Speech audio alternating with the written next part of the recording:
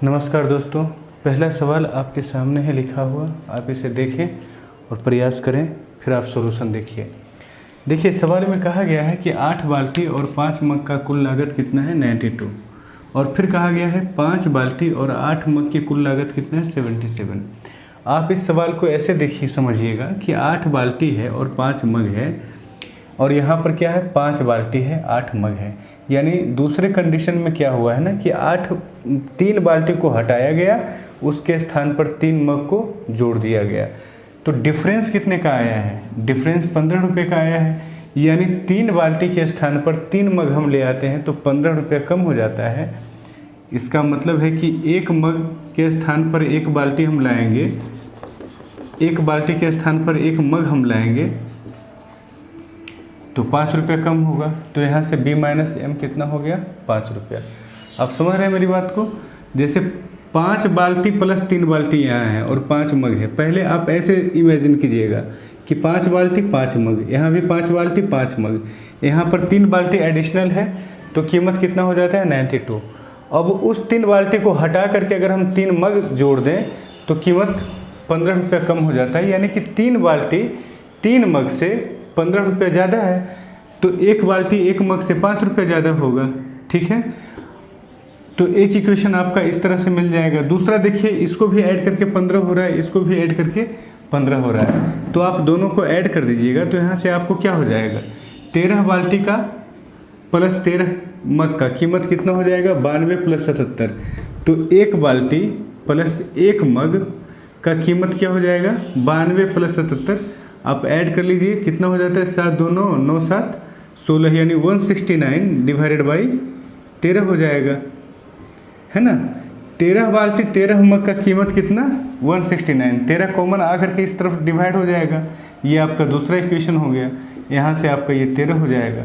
जब a plus B और a minus B का 2 इक्वेशन आ जाए तो a का वैल्यू यानी इसका वैल्यू होगा दोनों का सम डिवाइडेड बाई 2, यानी b आपका क्या हो जाएगा 13 प्लस 5 यानी 18/2 मतलब 9, और m होगा दोनों का डिफरेंस जो छोटा वाला है, दोनों का डिफरेंस बटा 2, दोनों का डिफरेंस यानी 8, 8/2 यानी 4। तो b और m का वैल्यू क्या हो गया 9 और 4। 2 बकेट और 2 मग का कीमत पूछा गया है। 2 बाल्टी का कीमत क्या हो जाएगा 18 प्लस 3 मग का कीमत पूछा गया, तो 4 किया 12। आंसर क्या हो जाएगा आपका सी नंबर यानी 30। दूसरा सवाल देख लेना बंधु, ध्यान रखना। कभी भी जैसे हमने कहा था ना आपसे कि एक फॉर्मूला होता है a बराबर b गुना c। रेशियो की वीडियो जब हम बनाते हैं तो उसमें बताते हैं कि इसमें हम वेरिएशन अप्लाई करते हैं। परसेंटेज में जब हम पढ़ाते हैं तो वहाँ हम कहते हैं कि इसमें हम सक्सेसिव भी अप्लाई कर सकते हैं। लेकिन अगर फॉर्मूला इस फॉर्मेट का होता है a प्लस बी प्लस सी, इस फॉर्मेट का फॉर्मूला होता है, तो इस फॉर्मेट के फॉर्मूले में एलिगेशन और मिक्सचर का कॉन्सेप्ट लगता है। ठीक है, तो इसमें भी हम मिक्सचर या एलिगेशन का कॉन्सेप्ट लगा सकते हैं। ध्यान रखिएगा कि ये जो होता है ना, ये दोनों का सम जो है, जैसे कि यहाँ पर आपको क्या दिया गया है कि बचत और व्यय और बचत का रेशियो आपको दिया गया है, और आय है 3 टर्म्स है। तो आय बराबर क्या होगा यानी इनकम बराबर क्या होगा एक्सपेंडिचर प्लस सेविंग। इनकम बराबर क्या होगा एक्सपेंडिचर प्लस सेविंग। तो ये जो होगा जब आप एलिगेशन लगाइएगा तो ये मिड में होगा, ठीक है, और ये दोनों ऊपर में रहेगा। जैसे आपका कहा गया है कि बचत में 15% का वृद्धि हुआ है, तो 15% हमने यहाँ लिखा। एक तरफ रहेगा एक्सपेंडिचर, दूसरी तरफ रहेगा सेविंग। सेविंग में कितने % का वृद्धि हुआ है बंधु? सेविंग में पूछा गया है, अच्छा, और इन दोनों का सम रहता है बीच में। तो आय में कितने % का वृद्धि हुआ है? आय में 12% का वृद्धि हुआ है। ठीक है, अब देखिए ये है आपका, ये व्यय है यानी एक्सपेंडिचर, और ये क्या है सेविंग है। अब बताइए एक्सपेंडिचर और सेविंग का अनुपात भी आपको 5:3 दिया है। ध्यान रखिएगा, कई बार ये अनुपात उल्टा दिया हुआ रहेगा, आपका आंसर गलत आ जाएगा। ठीक है, तो व्यय और बचत का अनुपात हमें क्या दिया गया है बंधु 5:3। तो 5:3 हम ऐसे लिखते हैं, व्यय के नीचे इसका रेशियो और सेविंग के नीचे इसका रेशियो। अब यहाँ पे हम एलिगेशन लगाते हैं। अब देखिए इधर डिफरेंस कितने का है, 3 का डिफरेंस है और यहाँ पर उसका यूनिट वैल्यू भी 3 है। तो अगर यूनिट वैल्यू 5 है तो इधर डिफरेंस भी 5 का होना चाहिए, ठीक है। इधर यूनिट वैल्यू 5 है तो डिफरेंस भी कितने का होगा, 5 का। अच्छा, इस तरफ ज़्यादा है तो दूसरे तरफ कम होगा, यानी 12 में हम 5 घटा देंगे, हमारा आंसर क्या हो जाएगा, 7। ये बी नंबर ऑप्शन आपका सही है। देखिए अगला सवाल जो लिया गया है ये भी देखिए, हमने कहा था ना आपसे, पिछले ही सवाल में हमने आपसे कहा था कि जब भी इस तरह का फॉर्मूला होता है ना, a + b = c, ठीक है, और इनमें किसी दो चीज़ का अनुपात दिया हुआ रहता है, किसी दो चीज़ में वृद्धि या कमी या उनका प्रतिशत दिया हुआ रहता है किसी भी चीज़ का, तो वहाँ हम मिक्सचर एंड एलिगेशन लगाते हैं। जैसे देखिए कहा गया है सवाल में कि बॉयज़ और गर्ल्स इनका रेशियो 4:1, तो इनका सम ही ना होगा total number of student. Total number of student क्या होगा, b + g = s, यानी यहाँ मिक्सचर एंड एलिगेशन लगने का गुंजाइश है। अब कहा जा रहा है कि इनका रेशियो 4:1 दिया गया है। अब इनका 75% और इनका 70%, ठीक है, इनको छात्रवृत्ति मिली है कितने परसेंट स्टूडेंट को। अब यहाँ लड़का लड़की नहीं कहा गया है, कितने परसेंट छात्रों का, मतलब इसका परसेंटेज आपको निकालना है, ठीक है। कितने प्रतिशत छात्रों को छात्रवृत्ति नहीं मिली है, पहले आपको निकालना पड़ेगा कि कितने प्रतिशत छात्रों को छात्रवृत्ति मिली है, ठीक है। तो यहाँ देखिए सीधा है, अगर मान लो कि 1% इसका दिया है और 1% इसका दे दिया रहता, ठीक है, ये नहीं दिया रहता, तो हम एलिगेशन लगाते। लेकिन आपको इन्हीं दोनों का दिया है और इसका पूछा जा रहा है, यानी मिक्सचर लगाना है। ध्यान रखना, मिक्सचर जो सीधा प्रोसेस है, एलिगेशन उसका उल्टा प्रोसेस है, ठीक है। पहले मिक्सचर है, उसके बाद एलिगेशन है। अब देखिए 75%, 70%, हम सीधे इसमें क्या लगाएंगे, मिक्सचर का कॉन्सेप्ट क्या हो जाएगा, 75 × 4 + 70 × 1। ये बॉयज़ प्लस गर्ल्स को हमने क्या कर दिया, डिवाइड कर देंगे हम 4 + 1 यानी 5 से। ये हो गया total number of student, total percentage of student, not boy और गर्ल, ठीक है। ये क्या हमारा आया है, विद्यार्थियों का वह प्रतिशत जिसे स्कॉलरशिप मिला है। लड़कों को या लड़कियों को नहीं, लड़कों को तो ये मिला था, लड़कियों को ये मिला था, लेकिन ये क्या है, विद्यार्थियों का वह प्रतिशत जिसे स्कॉलरशिप मिला है। तो यहाँ से जब हमें ये परसेंटेज आ जाएगा, आराम से हम निकाल लेंगे। देखिए अभी आप इसको मल्टीप्लाई करने की आवश्यकता नहीं है, पहले आप क्या कीजिएगा कि काट दीजिएगा। ये 15 × 5 = 75 हो गया, ये 14 × 5 = 70 हो गया, तो 15 × 4 = 60 और 60 और 14 कितना हो जाएगा बताइए, 74%। तो 74% स्टूडेंट को स्कॉलरशिप मिला है, तो नहीं कितना को मिला है, 26% को नहीं मिला है, ठीक है। टोटल तो 100% ही होगा। अब मान लो कि ये ऐसा दिया हुआ रहता सवाल में कि 75% बॉय को मिला स्कॉलरशिप और गर्ल्स का आपको निकालना रहता है ना, और ये आपको दिया हुआ रहता कि 74% टोटल स्टूडेंट को मिला है, 74% टोटल स्टूडेंट को मिला है। या फिर ये भी कह सकता था सवाल में कि 26% टोटल स्टूडेंट को नहीं मिला है, तो वहाँ से हम क्या निकाल लेते कि कितने को मिला है, यानी 74%। और अब हम इस पर क्या करेंगे, अगर सवाल ऐसा उल्टा रहेगा तो हम क्या करेंगे, एलिगेशन लगा देंगे इसमें, है ना। सवाल में मान लो कि ये नहीं दिया हुआ रहता, बस दिया हुआ रहता, ध्यान रखना है इन चीज़ों को समझना ठीक से।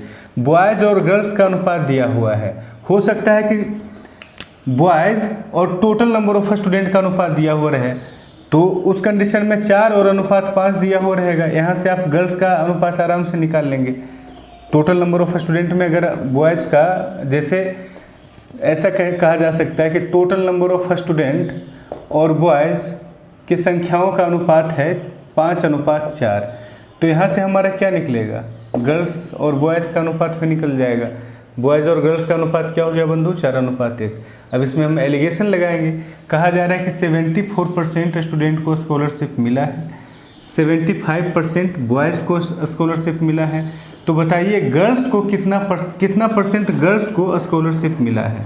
तो इसके लिए आप क्या करेंगे, सीधा एक तरफ रखेंगे 75, दूसरे तरफ गर्ल्स, जिन दोनों को जोड़ा जा रहा है उन दोनों को ऊपर में रखना है, और जो जुट करके आता है यानी टोटल नंबर ऑफ स्टूडेंट वो बीच में रखाएगा।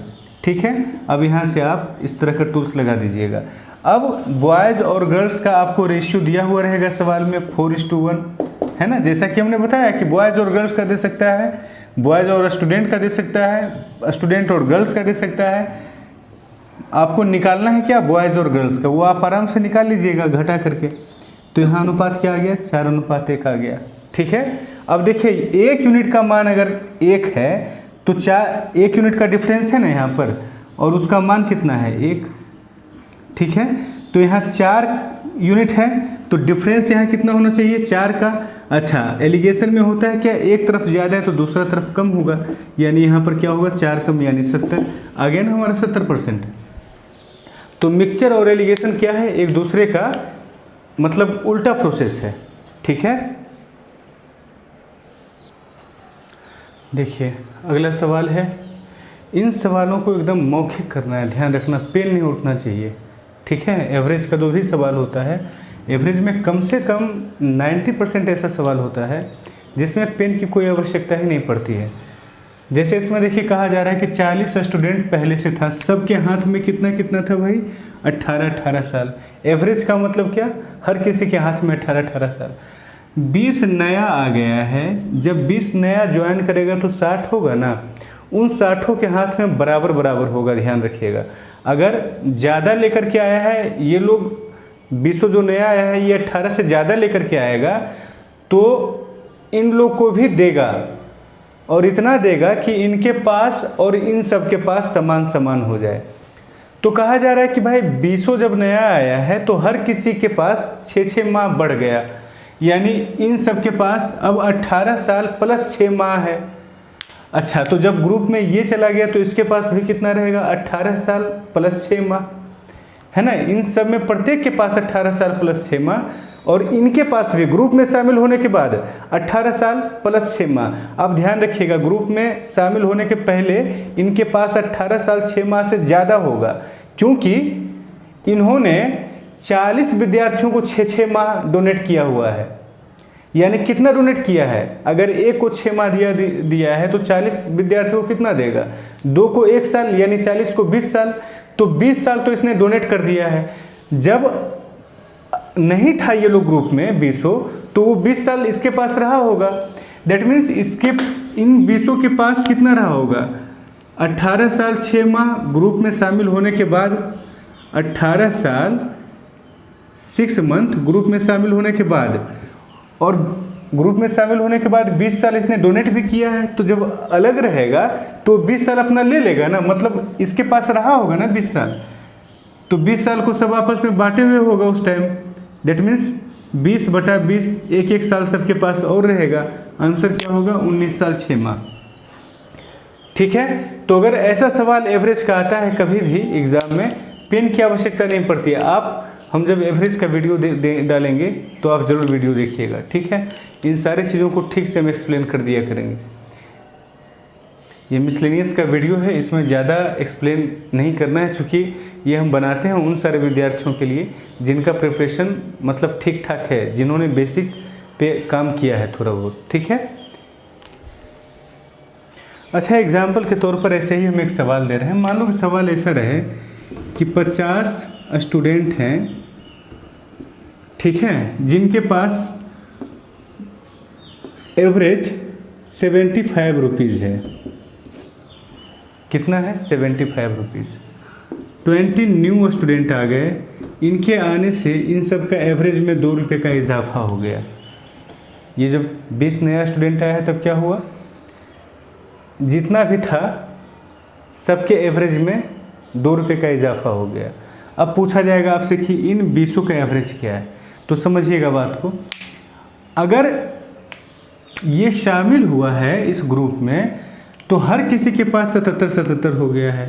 कितने लोगों के पास 77 है, इन 50 के पास ही नहीं, इनके पास भी 77 ही होगा, क्योंकि ये उतना ही देगा इन लोगों को, ताकि इनके पास जो राशि रहेगी प्रत्येक के पास, इनमें भी प्रत्येक के पास उतना ही रहे। क्योंकि अब 70 लोगों का ग्रुप हो गया ना, तो ग्रुप में हर किसी के पास समान समान होना चाहिए। दैट मीन्स अभी सबके पास 77 है, यानी इन 20 के पास भी 77 20 के पास है और इन 50 के पास भी 77 है। अब जब इनका एवरेज पूछेगा, यानी इससे अलग करके एवरेज पूछा जा रहा है, मतलब इन 20 को अगर हटा दिया जाए, जब ये हट जाएगा तो जो इधर डोनेट किया है ना वो ले लेगा। तो इधर ये कितना डोनेट किया है, इन 50 के पास था 75, 2 रुपया बढ़ गया, यानी 50 दूना 100 रुपया बढ़ गया। 100 रुपया कौन दिया है भाई, ये 20। तो जब अलग होगा तब क्या करेगा, कहेगा 100 रुपया मेरा दो, 100 रुपया ले लेगा और 20 आपस में बांट लेगा। तो हर किसी में कितना कितना बढ़ जाएगा, 5-5 रुपया। 20 आदमी 100 रुपया बांटेगा, 5-5 बढ़ जाएगा।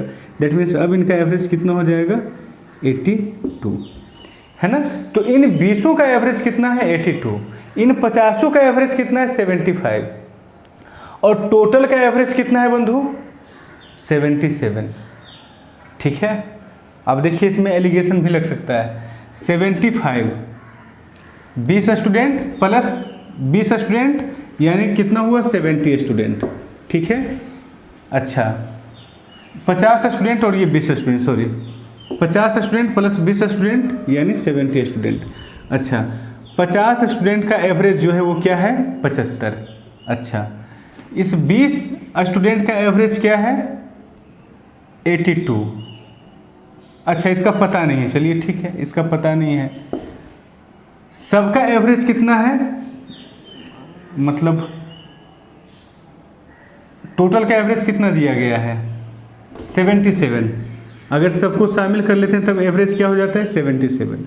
अच्छा इनके संख्याओं का, ये है 50 स्टूडेंट और ये है 20 स्टूडेंट, इनके संख्याओं का अनुपात क्या है, 5:2। अब देखना